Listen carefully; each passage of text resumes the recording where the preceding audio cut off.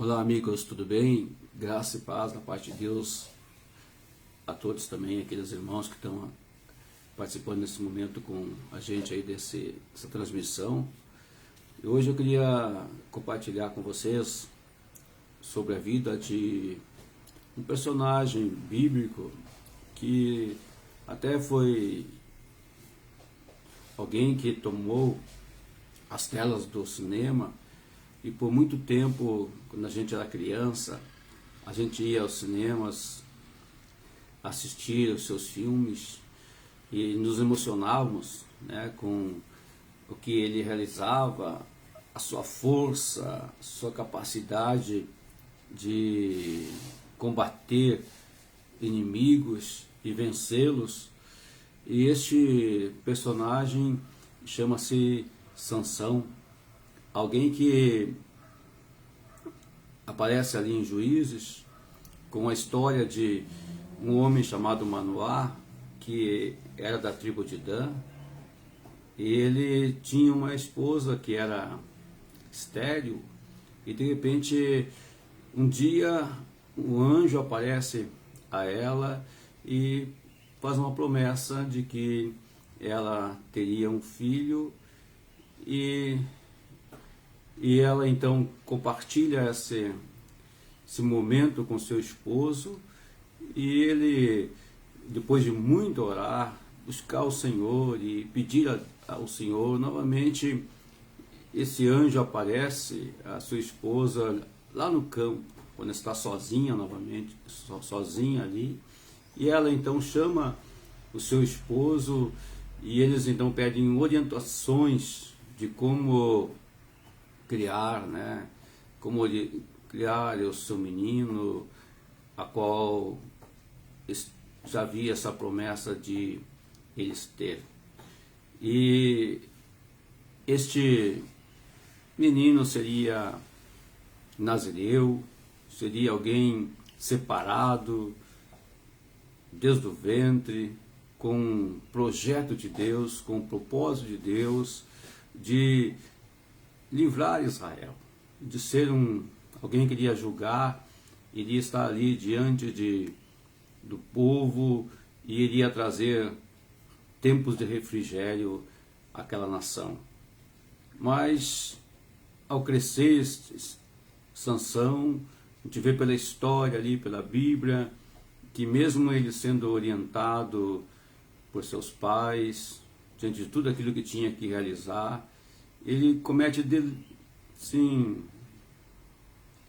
deslizes em sua vida, e parece que ele não dá muita atenção e não valoriza aquilo que Deus deu para ele como um dom precioso em sua vida. E isso vai ocorrendo por inúmeras experiências, por inúmeros momentos, onde ele demonstra, né, nenhum temor, nenhuma reverência àquilo que seus pais haviam orientado a sua vida. E no final ele chega ao ponto onde ele então conhece Dalila, e ele se apaixona por ela, mesmo sabendo que ela é uma filisteia, alguém que não estava naquela época de acordo com as orientações para casamento, para união familiar, e mesmo sendo contrário aos seus pais, que não queriam que isso acontecesse, ele pede a eles que tomem ela para ser a esposa dele. E ele casa-se com ela, e ele é apaixonado por ela, e tem então uma história. E nessa história, essa mulher usa de todos os meios, de todas as situações onde as pessoas, os filisteus, fazem com que ela de repente se volte para eles, e ela então está disposta a descobrir qual é o segredo, o que leva estes homem a ter tamanha força. E essa força era tão grande, era uma ameaça ao império filisteu. E uma bênção para o povo de Deus. E de muito insistir mesmo, ela descobre o coração. Descobre o coração de Sansão e ele conta a ela que o que faz dele ser forte, o que faz dele ter esta capacidade é o voto de não cortar as suas tranças, de não cortar os seus cabelos. E então ela faz com que ele adormeça ali e de repente chama um homem, e este homem corta suas tranças. E ali em Juízes capítulo 16 diz assim no versículo 20: e disse ela: os filisteus vêm sobre ti, Sansão. E despertou do seu sono e disse: sairei ainda mais uma vez como dantes e me livrarei, porque ele não sabia que o Senhor já tinha se retirado dele. Então os filisteus pegaram nele, lhe arrancaram os olhos, fizeram-lhe descer a Gaza e amarraram-no com 2 cadeias de bronze, e andava ele moendo no cárcere. Então isso acontece com ele, essa é a história.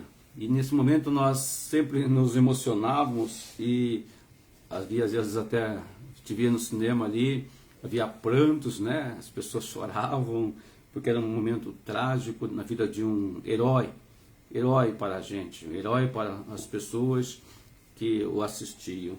Mas isso mostra para nós, exemplifica a vida de crentes que acham que Deus está sempre com eles, que mesmo com as suas práticas pecaminosas e imorais, que Deus não os abandonará.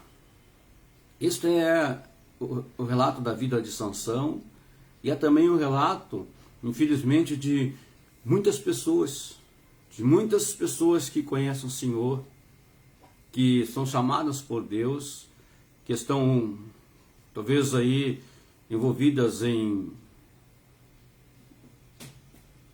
ministérios, envolvidas em atividades, mas que infelizmente não dão devido valor aos preceitos, aos ensinamentos do Senhor, e pensam que talvez porque Deus os ama, porque Deus é amor, porque Deus os chamou, porque Deus teve uma aliança com eles, Deus teve algo que modificou as suas vidas, que eles podem praticar atos imorais, pecaminosos, e assim mesmo, né, Deus estará do seu lado. Isso aconteceu com ele, porque o juiz de Israel, que era Sansão, ele, por contínuas ações e por desobedecer a Deus continuamente, o Senhor se afastou deles. Se afastou dele. E essa passagem, ela adverte a gente seriamente de que se uma pessoa peca repentinamente, sem perceber às vezes os fatos, Deus vai se afastar. Deus não permanecerá. Deus não continuará ao seu lado. Deus não estará junto com ele na sua forma vil e errada em agir. Então é uma advertência para a gente, é uma advertência para mim, é uma advertência para você. Deus é longânimo, Deus é misericordioso, Deus ele é amor, Deus ele é esse ser incrível que é capaz de nos perdoar de pecados, de falhas que cometemos, se nós nos arrependemos, tivemos um coração quebrantado, um coração que realmente Busque como Davi o arrependimento, mas também Deus é um Deus que, quando nós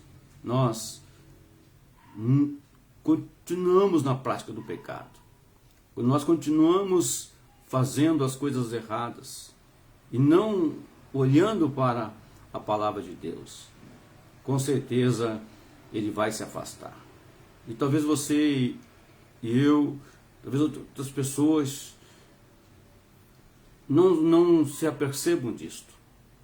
E hoje o mundo oferece tantas coisas, tantas maneiras de nos tirar da vontade de Deus, da presença de Deus, e nós achamos, não, Deus não vai, Deus está comigo, eu estou cantando, eu estou pregando, eu estou servindo, estou fazendo as coisas naturais, as coisas estão acontecendo, eu estou aí, alguns até, estou expulsando demônios, outros até, eu estou fazendo maravilhas, a outros até eu estou dando as minhas ofertas, estou dando meu dízimo, estou ajudando os pobres, necessitados, ajudando a igreja. Então, por que Deus vai se importar com meus atos errôneos? Por que Deus vai estar se importando com a minha maneira de ser, de agir, se eu faço tantas coisas que realmente podem, talvez isso, mover o coração de Deus e deixar com que Deus não olhe as minhas atitudes erradas? E talvez um dia você precise, como Sansão, acordar do sono. Acordar. E quando você precisar acordar, talvez você precise usar, né, essa capacidade sua, os seus dons, os seus talentos. E você vai notar que eles já não estão mais ali. Já não estão mais ali. Já não estão mais ali à sua disposição. E daí você vai ficar à mercê do inimigo. E o inimigo é impiedoso. Você vê que furaram os olhos de Sansão. Tiraram a sua visão. Judiaram dele. Caçoaram dele. Deus é amor, mas Satanás, mas o inimigo das nossas almas, aquele que você muitas vezes enfrentou, aquele que você muitas vezes venceu, ele está ali, rodeando como um leão, procurando a quem possa tragar. Procurando. E ele está esperando uma chance, uma oportunidade. Talvez, ao você não observar, ao eu não observar a palavra de Deus, os mandamentos de Deus, nós somos envolvidos, nós somos levados de forma, sim, muito sutil mesmo, a desviarmos, a sairmos do caminho, e quando nós necessitarmos, às vezes, de um clamor, de uma oração, Deus não ouvirá, porque nós temos iniquidade em nosso coração. Que não aconteça esse momento na sua vida, que isso não venha a acontecer. Eu lembro-me de muitas histórias, eu lembro de algumas pessoas que, em experiências espirituais, chegaram um momento que tiveram que clamar o nome do Senhor, e quando clamaram o nome do Senhor, foram envergonhados pelo inimigo.